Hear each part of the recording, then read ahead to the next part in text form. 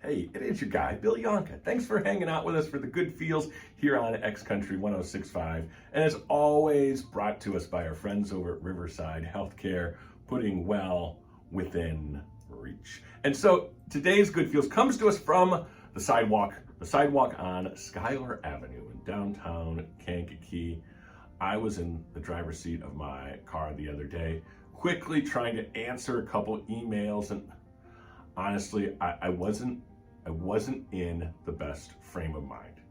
I was in the midst of a hectic day, and then out of the corner of my eye, I could see just a hand raising to the sky and a voice yelling, "Hey!"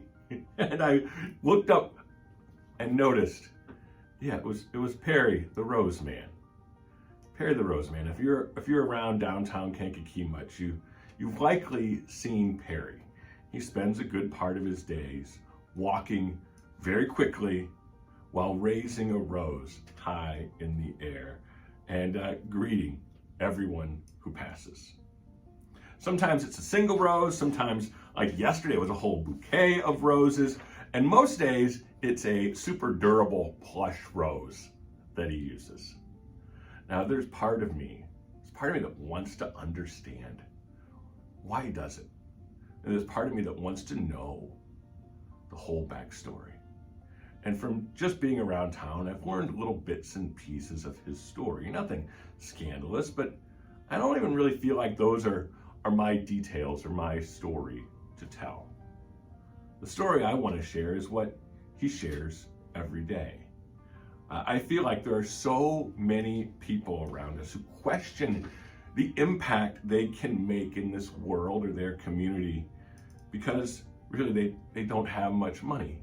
They don't have a set of special talents that lead them to big things, or maybe there's something in their past or something inside them holding them back. So I guess I'm saying that we can just all learn a little something from Perry the Rose Man, because each day he wakes up and he makes a choice to spread some joy.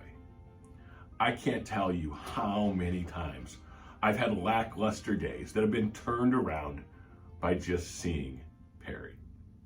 I've kind of gone through a whole little metamorphosis of someone who just acknowledged Perry was there, to someone who smiled and waved, and now to somebody who rolls down the window and combines my smile and wave with a honk and an enthusiastic "hey" right back at him.